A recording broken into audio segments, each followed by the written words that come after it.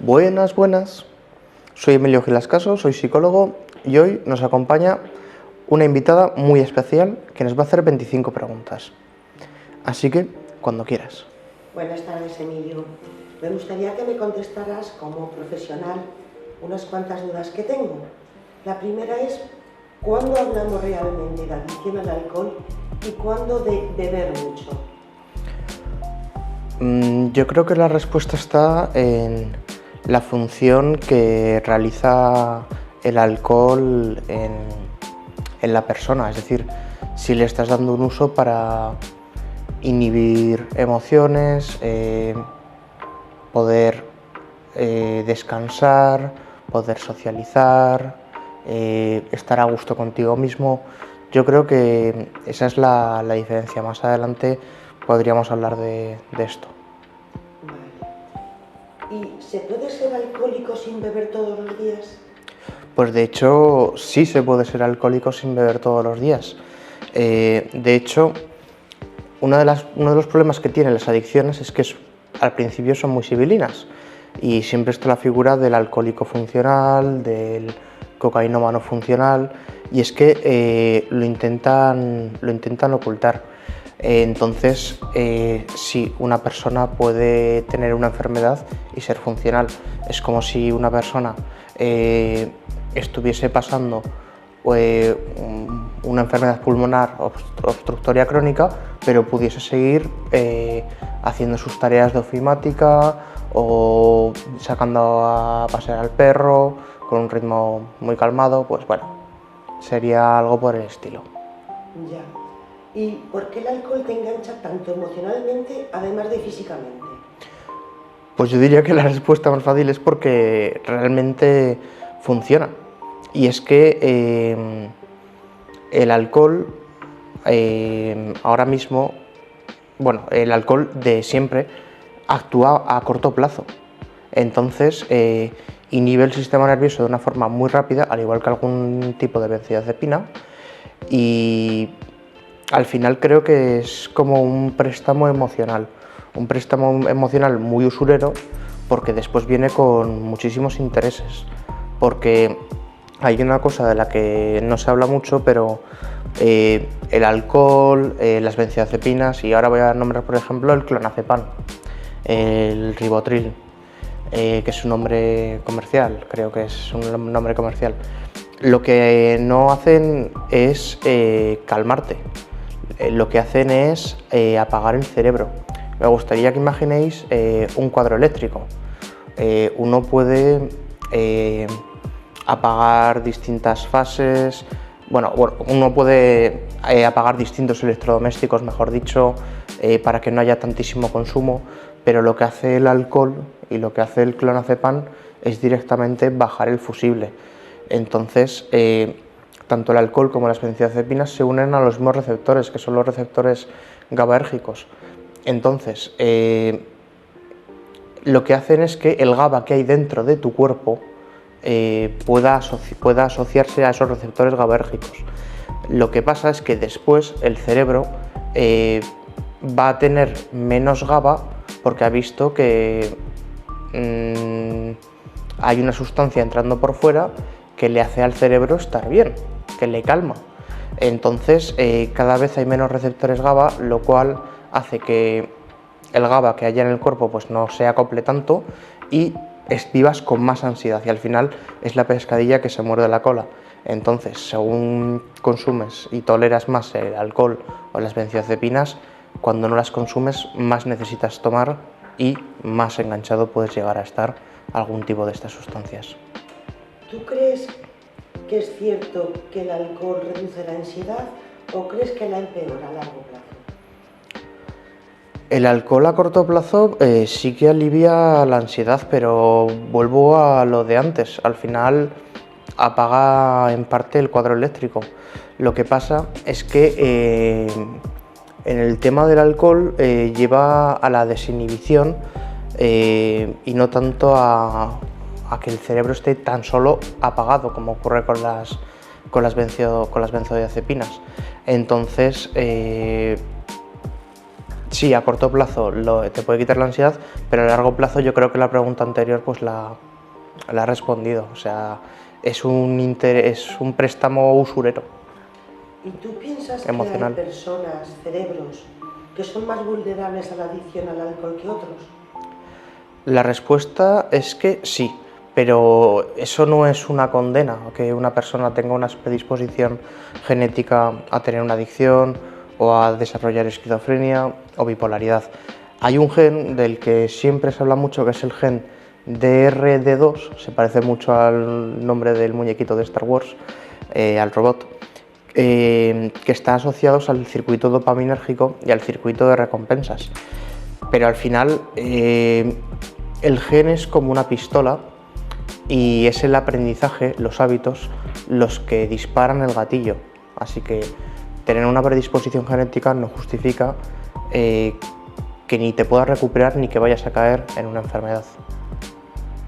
Y con todo lo que me estás contando, ¿por qué cuesta tanto dejar de beber aunque sepas que te hace daño? Pues porque no solamente están los daños físicos que se puedan producir a nivel de salud o a nivel cerebral con un consumo prolongado o por un atracón, sino que al final es un hábito adquirido y tu cerebro ha aprendido que esa es su válvula de escape. Entonces, sumado a que el cuerpo es una quimicefa e intenta volver a lo de antes, a recrear esa sustancia y no puede, la tienes que coger lógicamente de fuera, lo mismo ocurre con la nicotina. Entonces al final la fuerza de voluntad no siempre es suficiente y es que hay que tener en cuenta que el alcohol afecta a nivel biopsicosocial. O sea, es que afecta a los tres ámbitos. A nivel biológico, enferma tu cerebro, enferma tu organismo, hígado, riñón, si no hay una parada cardiorrespiratoria. A nivel psicológico hay muchas afecciones relacionadas con el trastorno por el abuso de sustancias, por el trastorno de sustancias. Y a nivel social, cada vez necesitas más alcohol para poder socializar, o en el trabajo puedes llegar a necesitar beber antes o beber después para poder gestionar esas emociones que tan poco te gustan y que por aprendizaje has aprendido a utilizar a través del alcohol. Entonces, ¿es cierto que el alcohol ayuda a socializar? No, el alcohol no ayuda a socializar, el alcohol ayuda a desinhibirte, a que tu cerebro esté más desinhibido. Entonces, tú piensas que te ayuda a socializar, pero realmente lo que está haciendo es apagar tu cerebro, y es un aprendizaje muy malo el hecho de que cada vez que tengas una reunión con amigos, con familiares, con tu pareja, pues que tengas que beber para poder ser tú, que en realidad no eres tú, es tu cerebro apagado. Lo que pasa es que tienes que aprender a gestionar esas emociones sin hacer uso de una sustancia que trae consecuencias desadaptativas a largo plazo y a medio. ¿Tú piensas que beber alcohol para dormirse antes es una mala idea? Sí, es una malísima idea porque el sueño no es reparador, las fases REM son parciales, la fase REM es parcial, la fase 1, 2, 3 pues igual pasa muy rápido.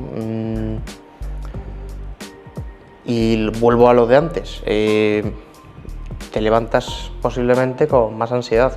O sea, hay mucha gente que cuando está en un proceso de desintoxicación, Dios quiera que si eres adicto que lo estés y que pases por esta fase, pero que te levantas como si te hubiesen tirado una granada al lado de tu cama, y es porque a lo mejor te está despertando un chute de adrenalina o noradrenalina producido porque tu cuerpo se ha habituado a que hay una serie de sustancias circulando por el cuerpo y de unos receptores que antes estaban bien sin alcohol, y que ahora, como hay alcohol, pues ya es insuficiente el GABA que hay y también son insuficientes los receptores. Entonces tu cerebro está en un estado de alarma continuo. Y dime, ¿se puede aprender a beber con control o siempre hay que dejarlo del todo? Yo creo que una vez ya has sido adicto, cuando ya saboreas la libertad, yo no tontearía con el beber controlado, como se ha hablado en algunos programas americanos, como el programa de O'Bonnell. Pero yo creo que hay que tener una abstinencia total, hay que aprender a gestionar tus emociones sin tener que recurrir a ninguna conducta que sea desadaptativa. Al final todos cometemos pequeñas evitaciones, pero hay algunas que son mejor y peores vistas a nivel social y otras que afectan a tu cuerpo y a nivel biopsicosocial, como he dicho anteriormente. Y dime, ¿cuáles son las señales tempranas de una relación problemática con el alcohol? Pues yo diría que la función que cumple el alcohol en tu vida, si lo necesitas después de un día duro de trabajo, para poder descansar, para poder socializar, para poder ligar, cuando estás ya pensando en horarios y en tener el dinero para poder pagarlo, quizás no dejar rastro en la tarjeta, utilizar efectivo, cuando toda tu vida o pequeños puntos de tu vida empiezan a girar en torno no solo al consumo, sino a la preparación del consumo, yo creo que ahí ya sí que hay un consumo que es problemático. Y dime, porque esto le va a sonar a muchas personas, ¿cuánta gente que dice yo controlo, en realidad no lo controla? Pues muchísimas. Yo creo que hay muchísimas personas que piensan que controlan, pero es una ilusión. Pero lo que pasa es que si luego dentro de sus valores pues cumplen con el trabajo, con su familia y con su pareja, la narrativa que generan a posteriori es de que no hay ningún problema con el alcohol, yo lo controlo, pero en realidad no están queriendo ver, no están queriendo poner el foco en todo el tiempo y los recursos emocionales, de dinero, personales que están dedicando al consumo de alcohol o a la preparación para el consumo. ¿Piensas que el alcohol saca la verdadera personalidad del adicto, del enfermo? Pues yo creo que esto es uno de los mayores mitos. Yo creo que no saca la verdadera esencia de la persona, sino que es el cerebro de esa persona totalmente desinhibido, apagado. Hay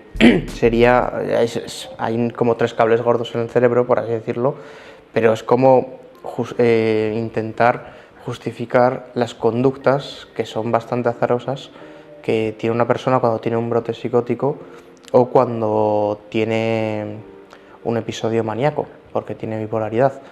Es el cerebro pues con las conexiones que están fallando, que en el caso del cerebro pues están apagadas y llevan a realizar conductas erráticas y que no le representan. O sea, yo creo. Entonces, porque algunas personas solo se sienten ellas mismas cuando beben. Bueno, yo creo que aquí es otro mito, pero yo creo que esas personas que se sienten ellas mismas cuando beben, realmente lo que está ocurriendo es que están en lucha con ellos mismos, que no pueden gestionar sus emociones sin el alcohol. Esa culpa, ese estrés, esa ansiedad, esa vergüenza, no es que el alcohol les ayude a ser ellos mismos, sino que es su cerebro apagado y la narrativa que hacen a posteriori es de que con ello son ellos mismos, pero en realidad ellos mismos son ellos con estrés y con ansiedad y con sus inseguridades que pueden ser tratadas en consulta, lógicamente. Y sí que será una versión más real de ellos, porque no está el cerebro afectado, básicamente, ni está en una situación alterada. ¿Se puede tener una relación sana con alguien que bebe mucho? La respuesta entre sí o no sería que sí, pero con un matiz extremadamente rígido y claro, que es poner límites personales. Da igual si eres amigo, si eres pareja, si eres madre. Si hay una persona que se quiere joder la vida y no quiere pedir ayuda, tú también te tienes que cuidar. El cuidador también tiene que ser cuidado, porque si no puede acabar muy mal. Entonces, si se ponen límites muy claros, puede funcionar. Spoiler, no suele salir bien. ¿Qué es peor, beber todos los días un poco o pegarse a tracones en fin de semana? Pues ambos cumplen la misma función, que es una habitación experiencial. Al final, el que se pega un atracón o el que bebe todos los días está teniendo microdosis de habitaciones. Y hay gente que por circunstancias, pues porque es padre de familia, porque no tiene tiempo. Vamos a poner el ejemplo de una persona que vive en Madrid, típica, por así decirlo. Se tiene que levantar muy pronto, tiene un trayecto de hora y media para ir al trabajo, encima va de partido y luego tiene otra hora y media para descansar. Pues vamos a ver, igual esa persona no quiere levantarse con resaca, pero aprende que el fin de semana puede desfarsar y ahí es cuando se pega un atracón y pierde el control y luego viene la culpa y para eliminar la culpa bebe o realiza otras conductas, porque aquí nos estamos centrando en el alcohol. Pero el problema es la conducta evitativa y qué es lo que tapa el alcohol, el vacío. Es decir, el consumo es solamente la punta del iceberg. Eso es algo que me gustaría dejar claro. ¿El alcohol es una excusa para hacer cosas que sobrio no te permitirías? Yo creo que la narrativa posterior de la persona que consume dice que sí. Al final, como el cerebro está más desinhibido, pues puedes permitirte robar un cono, por ejemplo, algo que a lo mejor a esa persona le hace muchísima ilusión los conos, pero dentro de su moral y su ética, pues dice, ostras, ¿para qué voy a robar un cono? Aunque me gusten mucho los conos. Estoy hablando de una gilipollez, y es un caso totalmente azaroso, pero si se toma 3 copas dice, ah no, pero es que iba borracho. Y de esto podríamos hablar pues tanto de acoso sexual como de conductas delictivas. No hay límite. ¿Por qué molesta tanto que alguien te diga que bebes demasiado? Pues porque el ataque no va dirigido hacia el alcohol, está dirigido hacia tu forma de gestión. Al final, nadie, en alguna canción de rock sí que se habla, pero nadie culpa a una botella ni habla con una botella de normal, pero sí hablamos con las personas. Entonces la persona lo percibe como un ataque porque lo que están diciendo con el igual te estás pasando es igual no te estás gestionando bien. O sea, ya cuando son una persona, siendo algún tema tan tabú, te está diciendo, oye, que quizás ya deberías parar, pues, y encima que tú estás en un estado alterado de conciencia, pues dices, joder, esto es un ataque directo hacia mí y no hacia el alcohol, cosa que en aquel momento pues dices, pues como en las canciones de reggaetón, culpa del alcohol, sí, pero en realidad cuando te lo están diciendo, te están diciendo que lo que no estás haciendo es gestionarlo tú. ¿Se llegan a romper relaciones por el alcohol, aunque no se diga o no se exprese?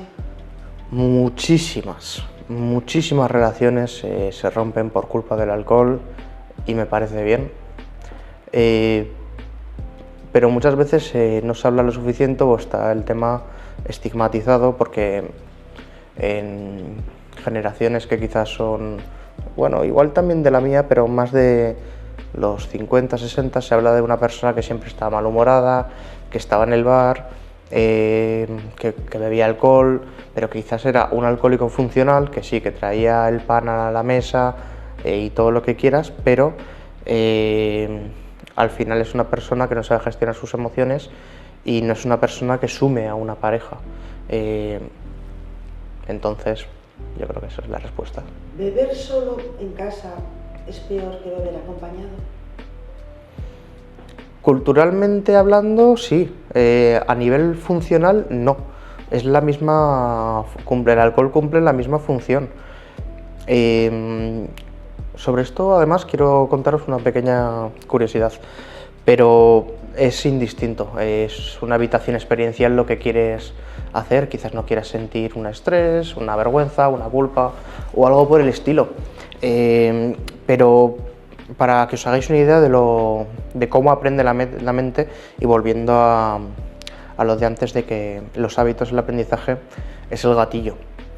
Hay mucha gente que a lo mejor tiene su bar de confianza, el que va con sus amigos, el bar del barrio, y ahí pues se pueden tomar él y sus amigos 2, 3 cubatas, y de repente pues que el cerebro aprende a qué hora se está consumiendo, con quién está consumiendo, cuáles son los olores, cuáles son las paredes que ve, el ambiente, la luz, y de repente se van a salud y pidiéndose, que no voy a entrar en si es garrafón o no, que a lo mejor sí que lo es, si es muy barato, desconfiar, pero de repente les pega un petardazo el alcohol que no entienden ellos mismos, y es porque el cerebro ha aprendido a beber en X situaciones. El problema es que hay alcohólicos pues que empiezan bebiendo solo en casa y luego por problemas sociofamiliares acaban bebiendo en la calle, a escondidas, o viceversa, que en la calle le han echado la bronca y al final acaba bebiendo solo en casa. El problema es que muchas veces esa gente pues contesta correos, manda WhatsApps y hace llamadas. ¿Se puede ser funcional y ser un adicto al alcohol? Sí. Si el alcohol no existiera, ¿qué emociones no sabríamos gestionar? Pues yo creo que aquí hay muchas diferencias individuales, pero yo creo que serían la vergüenza, la culpa, el estrés. Al final no hay que olvidar que cada país tiene su cultura, pero hay veces que el alcohol, por desgracia, está haciendo de lubricante social, y lo que está de lubricante social o personal, pero vamos, vuelta a lo de siempre, te ayuda a poner tierra en emociones que no quieres enfrentarte y que después, bebiendo, con tu narrativa posterior, con el cerebro inhibido, pues ya esa narrativa concuerda con lo que haces. Pero por ejemplo, en España está muy normalizado el consumo de alcohol. De hecho, haré un vídeo en un futuro, que no, ojo, que yo no soy aquí un talibán del alcohol, o sea, que el que quiera beber, y si tiene un consumo controlado y no tiene ningún problema, pues no tengo ningún problema. Pero bueno, si os fijáis, voy a poner 2 ejemplos, tanto de España como de Japón. En España es bastante común el quedar a lo mejor un día por la mañana a beber una cerveza con un amigo o algo por el estilo. Y en cambio, en Japón hay reuniones después de trabajar en las cuales tienes que asistir casi sí o sí con tu equipo, con tu empresa, para socializar. Y esto me parece un fallo terrible. Y de hecho, como curiosidad, durante la pandemia, en Japón, una de las cosas que hicieron, como disminuyó el consumo de alcohol, fue empezar a poner cartulinas, publicidad, en la cual influencers decían que la mejor combinación era el karage, que es nuestro pollo frito de toda la vida, con highball, que highball es whisky con soda. Yo creo que nadie en España se imaginaría ya, estamos en el año 2025, finalizándolo, nadie se imaginaría un anuncio de alcohol en una cartulina. Pero en cambio lo vemos en cualquier otro lado, como cuando entramos al Eroski, que esta es una de las cosas que le ocurre a las personas cuando están ingresadas, que claro, cuando están ingresadas pues tienen su medicación, hay trabajadores sociales, hay psicólogos, hay psiquiatras, tienen un mogollón de actividades, no hay tiempo para aburrirse, bueno, sí que lo hay, de hecho está hecho adrede, pero no es tan realista al estar vigilados. Es decir, que una persona en un ingreso, que me parece bien si está a punto de morir, ingrese, pero felicitarle por no estar bebiendo durante el ingreso es como darle la enhorabuena a un preso por no estar delinquiendo en la cárcel. Y muchos problemas que tienen estas personas cuando salen del ingreso es que y lo primero que se encuentran es a la entrada una oferta de un whisky o una ginebra. Continúan por el pasillo y ven al lado del chocolate o de la botella de lejía, pues botellas de champán, de cava. Sí, recortaré lo de... Sí, recortaré. En los supermercados,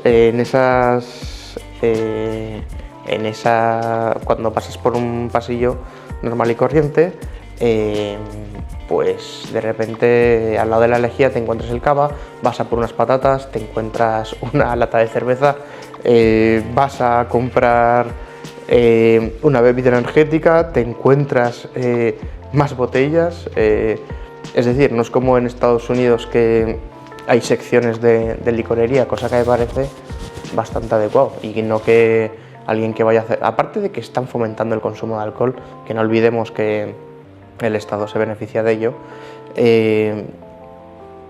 es que es como si te pusieran Coca-Cola por todos los lados. Al final la consumes y es que es algo que funciona. Pero si tú entras a un supermercado y lo que más ves dentro de subcategorías de productos es alcohol, pues imagínate lo mal que lo pasa a una persona que recién sale de un ingreso, que se está desintoxicando. Dime, ¿qué intenta ocultar una persona cuando necesita beber para pasarlo bien? ¿Qué intenta ocultar una persona? Cuando necesita beber para pasarlo bien. Pues quizás haya ahí un problema de autoestima, de seguridad, que, como he dicho anteriormente, como el cerebro está más apagado, pues la narrativa posterior le permite tomar ese rol que le gusta de persona más segura, de persona más extrovertida, quizás tapar pensamientos sobre el trabajo que no ha aprendido a gestionar y que se pueden gestionar yendo a terapia, no con alcohol, pero son esas las cosas que tapa. Y dime, ¿qué miedo aparece cuando alguien por fin se plantea dejar de beber? ¿Cuáles son sus temores?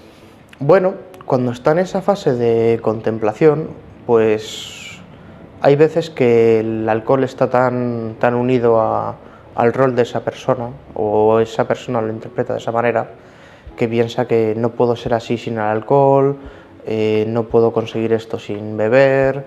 Es decir, ha construido, quizás son muchos años de consumo, ha construido una personalidad o un rol apoyado en una especie de castillo de naipes, que es el alcohol, es que es totalmente inestable. Entonces se tiene que enfrentar a sus emociones. Al final es ponerte un espejo delante y ver en qué te has convertido. Quizás no te guste, pero con terapia y aprendiendo a gestionar, y a veces con ayuda farmacológica, se puede salir. Hablando de esto, los fármacos psiquiátricos para las adicciones suelen estar muy recomendados. ¿Por qué? Pues por ejemplo porque en el alcohol, si una persona ha tenido un consumo prolongado y excesivo durante el tiempo, si deja de beber de golpe, lo que va a tener es al tercer o cuarto día un delirium tremens. Un delirium tremens es un estado alterado de conciencia, no es una neurosis, que en la neurosis no hay pérdida de contacto con la realidad, sino que es un estado de psicosis. ¿Qué pasa? Que en ese estado de psicosis en el cual esa persona tiene delirios, puede llegar a tener, que aparte de que el alcohol lo fomenta, puede tener un problema cardíaco. Y entonces, bien producido por el delirium tremens, bien producido por la cantidad de sustancias relacionadas con el malestar que en el cuerpo, se acaba produciendo un infarto y mueren. Esta misma abstinencia ocurre con las benzodiazepinas, mismos receptores. A mí me gustaría ir terminando estas preguntas que tengo y estas dudas en un tono positivo. Dime qué se gana al dejar el alcohol aparte de la salud física. Libertad. Yo creo que lo que ganas es libertad, aprender a estar en paz contigo mismo, aprender a aguantarte, que no es poco, vivir sin mentiras y empezar a tener problemas normales, no problemas relacionados con el consumo de sustancias, como es en el caso del alcohol. Es decir, que mucha gente me viene a consulta cuando están ya metidos en un procedimiento judicial, cuando han perdido custodia de hijos, cuando ya están en cirrosis. Yo creo que no es necesario llegar a eso. Al final pierdes salud física, mental y salud social, por así decirlo. Entonces yo creo que lo que ganas es mucha libertad, mucha felicidad, gestión de las emociones, que vivimos en una sociedad que cada vez aprieta más, nos exige más, y yo creo que es normal que haya esa tendencia en los jóvenes de querer tener más tiempo para sí mismos y no dedicarse solo al trabajo, porque al final han visto que hay personas que dedicándose solamente al trabajo pues han acabado teniendo conductas desadaptativas. Todos tenemos un poco el estereotipo de la persona que consume cocaína que es exitosa, el genio loco que es alcohólico, el artista que toma psicodélicos o fuma marihuana, que son estereotipos que luego consume aquí hasta el vecino de la izquierda, pero yo creo que lo que ganas es libertad. Y por último, dime, si el alcohol no diera resaca ni problemas físicos, ¿crees que seguiría siendo peligroso? Sí, porque al final es una habitación experiencial. Algún día hablaré más en profundo de esto, sobre el refuerzo negativo, los 4 tipos de aprendizaje, en el análisis funcional de conducta, que bueno, aquí me podría extender más, pero al final acabas de aprender cómo tapar un problema. Ahora bien, no olvidemos que el alcohol por sí mismo, él no sabe si es bueno o malo, sino que hay unas consecuencias a nivel biopsicosocial que sí que lo hacen. Entonces, yo creo que aunque no hubiese resaca, aunque no hubiese consecuencias físicas ni mentales, bueno, consecuencias mentales habría por la evitación. Aprenderías a no hacer algunas cosas o evitar situaciones o personas o lo que sea, o pensamientos. Pero la ludopatía no produce ningún síntoma, no produce resaca ni ningún síntoma físico, y en cambio son personas que están encerradas en su mente y que pues lo pasan extremadamente mal. Es otra adicción, es una prima hermana de las adicciones muy complicada. Al final no hay indicadores físicos de ello más que indicadores bancarios. Pero bueno,